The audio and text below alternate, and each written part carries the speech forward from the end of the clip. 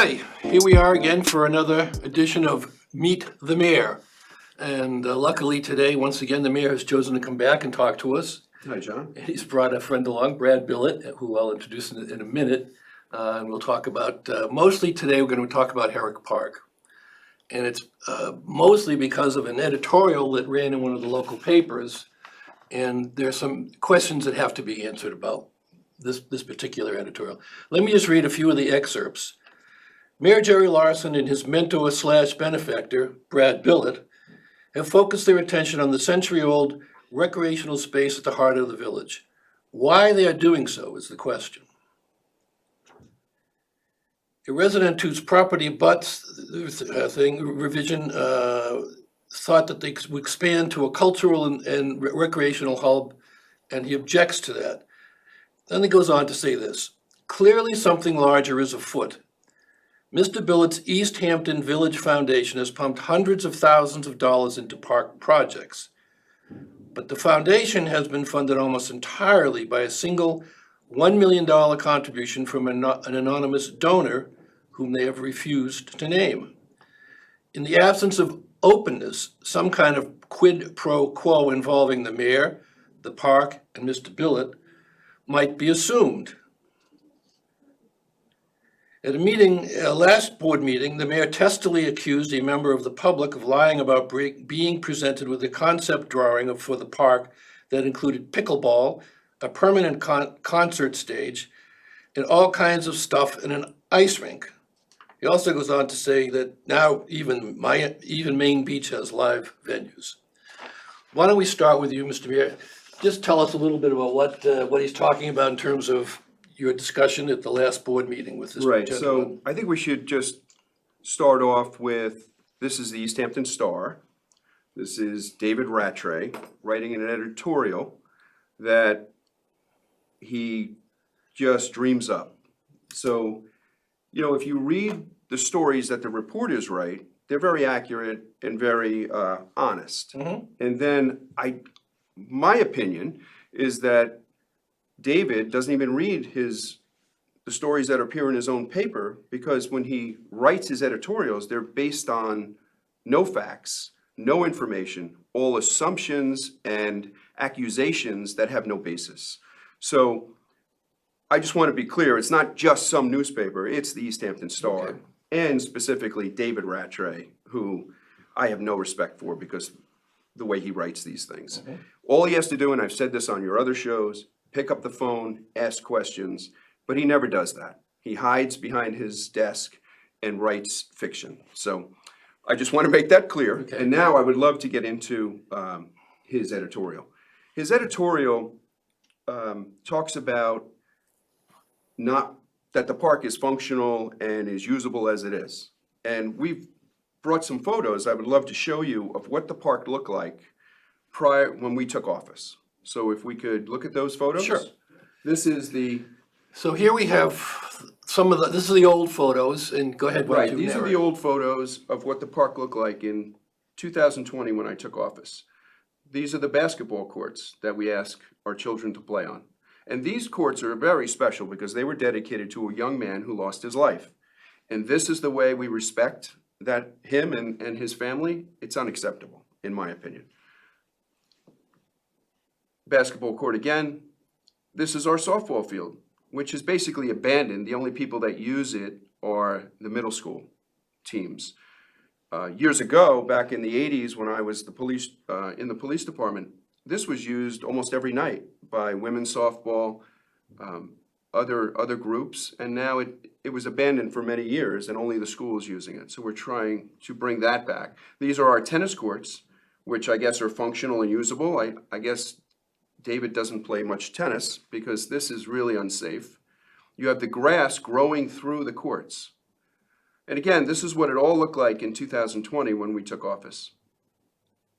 This, in one of David's editorials, he called this an ivy-covered fence. To me, it looks like weeds. We took all of this down and we opened the park up to the parking lot, and it looks so much better. We've received a lot of compliments except from him. And then we have photos of the new park. And this is what we've done. We've put in new tennis courts. We've moved them over a little bit so we can have one continuous sidewalk, which runs behind the tennis courts. We have the boys' baseball field, which was in pretty good shape. We just cleaned it up a little bit.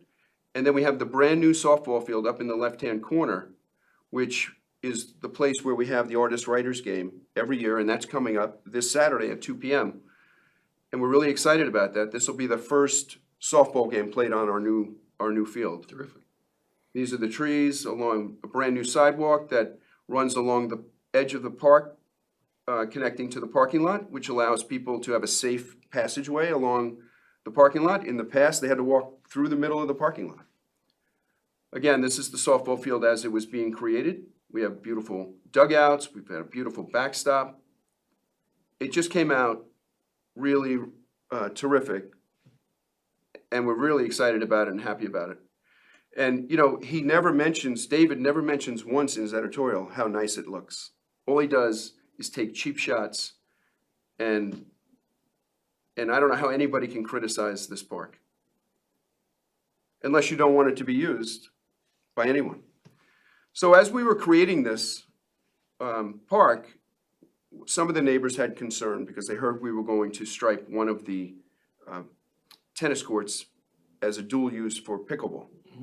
And so I met personally with the homeowner, and we brought him a plan that showed the tennis courts, and then we had some scribbling on it, like, hey, we're thinking about maybe pickleball courts permanently over here, or maybe a concert stage over here, but none of it was on the plans. It was just all ideas that we had, and he gave us input, and he didn't like X, Y, and Z, and we said, all right, we'll look at it when we get there, and then we were sued anyway.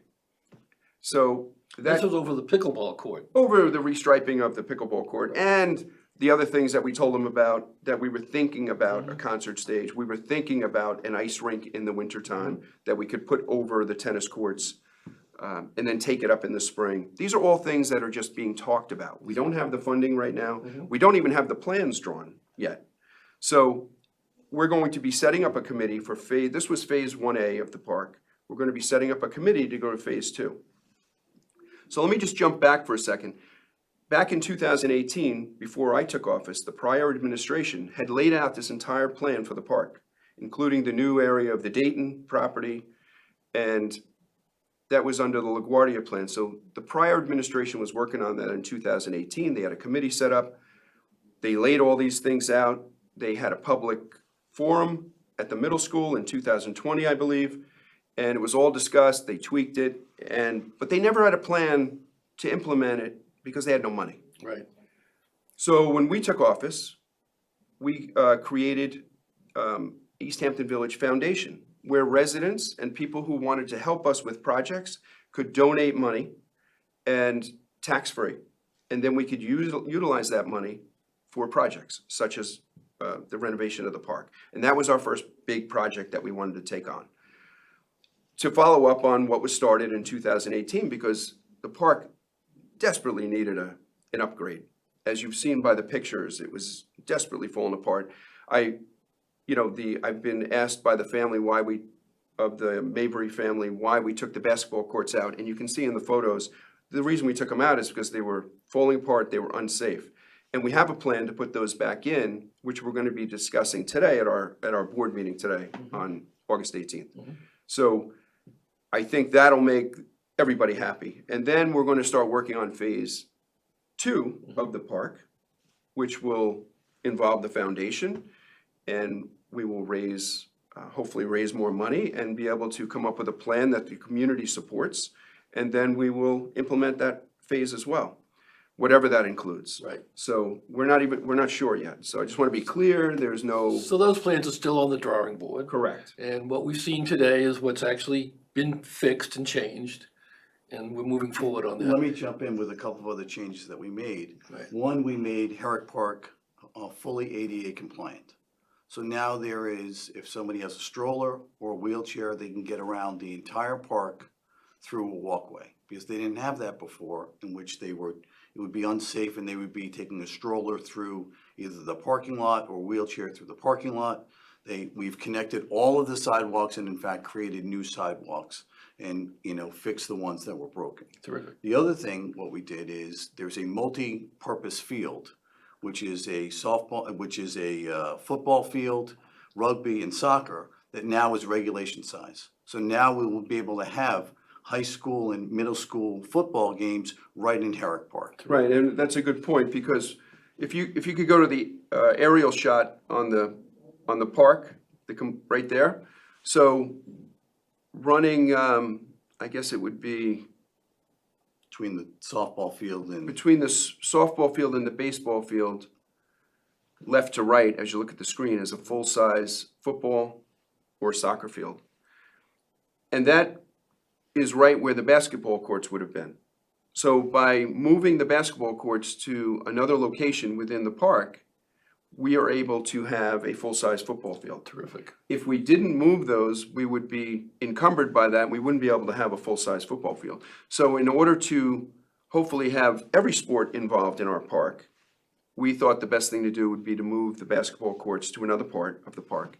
And they're gonna be beautiful. We're gonna unveil them today, what the plan looks like at our board meeting, and we're pretty excited about it. Terrific. Brad, why don't we do this, why don't you tell us a little bit of your own background? You're in charge of the foundation, I is am. that correct? yes. So tell us a little about who you are and what your involvement with the foundation is. I've been a part-time resident of East Hampton since I've been 6 months old. Jerry and I have known each other for a very, very long time. I was on East Hampton Ambulance for over 10 years. I was in government in New York City for approximately 23 years. Started with Mayor Giuliani. Was appointed to New York City EMS. I was the architect for the Certified First Responder Program and then the EMS Fire Merger. From there, I was recruited to go into the Office of Emergency Management as the deputy. I designed citywide response plans and was dealing with emergency management in New York City for many, many years. I then became the deputy commissioner for the Office of International Affairs and then subsequently commissioner. Was there for 17 years, also dealing with emergency management and international affairs. I'm a certified emergency manager and I was a EMT for about 20 years. Well, that's all? That's Well, it you know, for right now. That's it? It reminds me of it reminds me of a story that when Brad was in charge of emergency management in the city, or was a big part of it, we actually had a plan. It was myself, it was Chief Tracy, who was my captain at the time when I was chief of the police department. And we were going in to meet Brad on 9/11. That was our plan, to go in. It was a Tuesday. I remember it was a Tuesday. Yeah, it was Tuesday. We were supposed to meet Brad at the Twin Towers, Oh, my God. where they have their what's it called? The OM, The OEM. Yeah. the OEM office. And we were supposed to meet Brad there because it was state of the art and we wanted to tour it. So we were supposed to meet him there at like 8 a.m. That morning. But unfortunately, I had to cancel the night before because of other engagements. So I canceled that, and then luckily we were not there. So Wow. Good for So you. I ended up. Brad spent a lot of time there afterwards, but at least we weren't in the building at the time. I responded the day of. So I was actually with my team up at the UN because we had a special session at the UN. So we had a security perimeter there established, and we ended up closing the UN and responding down to the scene. And I got there between the two buildings falling down no, and that was- evacuated some people out. That was quite a day I was there. It was terrible. So tell me a little bit, he alludes to your relationship. So I'll tell you our relationship. So talk about that a little bit. Brad and I, we grew up one house apart, not even a house apart, a street apart from each other, and on Buell Lane. So if you know where Church Street is on Buell Lane, I lived in the house to the right and he lived in the house to the left. And we became friends when we were probably 6 or 8 years old. And we've known each other ever since. Brad, when he was working in the city in the UN, he gave my daughter an internship at the UN. We've just known each other forever. I have a lot of respect for Brad. I think he's done a lot of great work in the city, and I think his heart is really into helping our community, loves East Hampton as I do. And, our goal is to make it the best community we can have, which involves everyone. And that leads into the Tuesday night music at Main Beach has been such a huge success. Maybe if David, I'd invite him down, he should see it, and you just love it. You should have seen last Tuesday, the band had probably 15, 20 kids, little kids on the stage, all singing with them, and it's such a family event. You see people coming down with all their kids and their boxes of pizza and just enjoying the night. It's a community event. It brings everybody together. To have such hatred towards community events is sad for him. He's like, I don't know where the man, I never see him. I don't know what he does for enjoyment. I have no idea. So let me just Go say ahead. just a little bit about Tuesdays at Maine. Last year, we did, and we're doing it this year as well. We had over 40,000 people come to these concerts over the 10 concerts last year. It was the highest attended event. And in fact, we had people that would come up to me. I'm from Southampton, I'm from Montauk, I'm from the area. You really, we're coming here because of these things and what's going on the beach. And I've had more than probably 10 people tell me they've lived out here for a very, very long time. And in fact, this year, and which was last year and this year, they really feel a sense of community, something that they were missing before, quite frankly, this administration. And I said a lot of it is to the mayor. Because these concerts wouldn't be happening, we wouldn't have the Herrick Park the way it is because of this administration. And, Jerry and I are lifelong friends. And I disclose that very readily. And the simple fact of the matter is, he loves this community, I love this community, and we're just trying to do good by this community and really have a sense of community engagement and bring this community, preserving the old, but bringing it into the new. Terrific. Exactly, yeah. I remember going to one of the early ones, didn't know, heard this concert, got there, it was a party. It was fabulous. Yeah, no, We've gone back several times since. it's a great family fun event. People bring their dogs and their kids, and it's just everybody gets along. There's and the funny thing is, in the last 3 years, we haven't had one noise complaint or one problem at the beach other than a medical issue. But We also do something else in that I have several not-for-profits come every single week. They raise money from the community, and we have had over $20,000 raised for these not-for-profits between the last 2 years. right, we've had ARF, we've had the Kiwanis Club, we've had Hampton's International Film Festival up there raising money. It's Education fund, right, the East food Hampton. pantries, so all of those things wouldn't have happened and they wouldn't have received those funds from the audience and from our community had we not had that event. And all of these events are free. So anyone can come, it doesn't cost anything, they don't need a parking permit. We started at 6 o'clock and. It's over at 8 p.m. It's I encourage everyone to come. It's a terrific event, and the way it started is when we took office, I reached out, I wanted to do this, and I reached out to Nancy Atlas and Nick Kraus from the Talk House. I told them my idea. Nancy was very instrumental in helping me come up with a way to do it, and Nick also helped tremendously in finding the bands. I then reached out to a bunch of people I knew, and we were able to get sponsors. And that's how we did it the first year, and we ran it through the Chamber of Commerce, who actually existed back then. And then after that summer, Chamber of Commerce kind of disappeared from East Hampton. So I went to the foundation, which was newly formed, and I asked Brad if he would pick it up. Just like Brad with the foundation picked up organizing the Santa Parade, because the Chamber of Commerce used to do that, and then they disappeared. So no one was picking up the slack. So Brad has stepped up to take care of the parades, the Tuesdays at Maine. Without the foundation, we would have been in a lot of trouble. But he gets no credit for any of that, and I get no credit for that. It's just horrible editorials about how there's cover-ups, and I would love to know what he thinks the plan is for the park. Are we creating something that Brad and I are gonna make a lot of money on or something? I mean, I don't I- do that. don't I understand wanna his talk a little bit accusations. Let me ask you this, just so we clear this up. You guys have known each other forever. Yes, Do you do business with the village? no, Do not do money with the village. All right, so that's a separate issue. All right, I'm sorry. Right. No, I would like to see more. I would like to know that what the accusations are instead of just. so let me just go through this from a, you know, and let me give you a little bit of background. So when I was deputy commissioner, and commissioner of the Office of International Affairs, we had something called, Global Partners in Sister Cities in my office. Right. It's a independent 501c3 that was resident in the mayor's office, and we were overseeing it, with an executive director. So I have some experience in doing that. After 9/11, there was something that Queen Elizabeth Garden was created.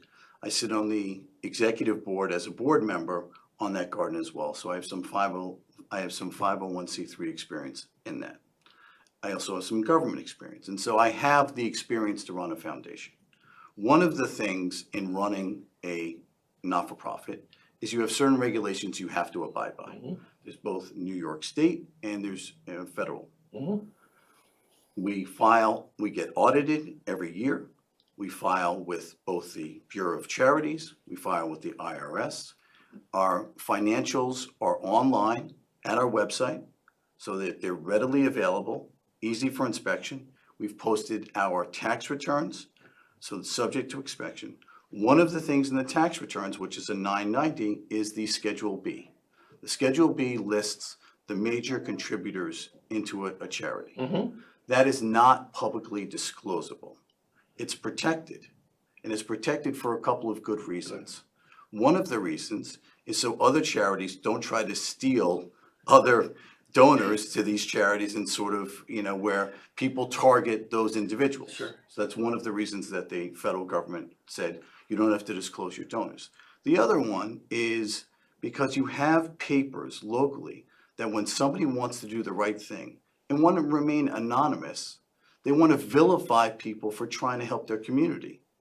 And so I have to go with the donor's intent. If they want to stay anonymous, I have to honor that request. Because if I don't, I have a fiduciary duty. If I'm taking that money on an anonymous basis, I have to protect that anonymity. When it's protected and nobody knows who it is, there is no nefarious thing because nobody in the village knows who it is. So that what they can't take any action for or against because they either donated or they didn't donate. So I'm not sure why they think it's bad for having anonymous donations. If you look at the New York City Mayor's Fund, who gets millions upon millions of dollars, they have a privacy policy that they don't release any information on their donors. And they get it from foundations, they get it from other government grants, they get it from all of these different things. If people want to advertise, or if they say, yes, you can release my name, then I'm happy to release their names. In the meantime, you're audited.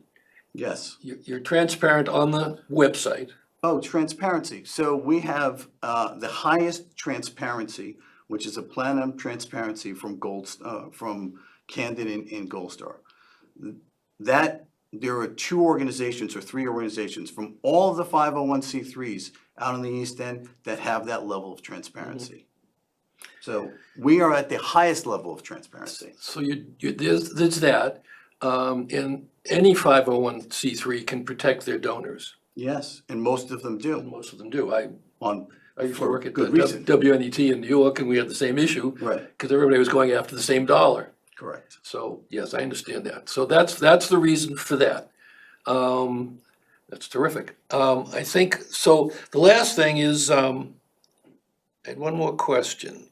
No, I think you answered it, possible wrongdoing. Okay, so you've answered all of the questions that I think were raised. And I really feel offended by them taking a shot to say that, you know, A, there's something nefarious about somebody donating to the foundation, and B, that, you know, trying to soil the reputation of the mayor and myself. I mean, it's someone that is just cowardly. And I'm happy to have a conversation. I'm happy to sit on this stage with them to have a conversation about it. Maybe we can arrange that. We'll work on that. Let's go to some good news. what's going on at the park? Now, so the far, park- you got the ball game. Tomorrow, at 2 p.m., we have the Artist-Writers game. Very exciting. I believe that Bill Clinton will be there. And the rumor is that Governor Hochul will also be there. And luckily for me, I am honored to throw out the first pitch. I was supposed to have that last year, but President Clinton took the honor, so it's hard to argue with Hard to him. argue with that guy. So that's exciting. We can't wait for that. Good. And then we have our fireworks at Main Beach tomorrow night also. Starting at 7 p.m., we have the Sag Harbor Community Band playing, 35-piece band playing at the beach from 7 until the fireworks begin. Good. Well, we've And done we have it. Tuesdays in Maine. And Tuesdays in Maine. We'll continue until the Tuesday after Labor Day. Well, we've done it again, but let's do this. I think we have a minute or so left. Could you put up the photo of Chief Tracy if you have it? There he is. All right, So tell us about what's going on. So Chief Tracy he's on the left. He's retiring after 40 years of service with the village. Actually, he and I went to the police academy together in 1984.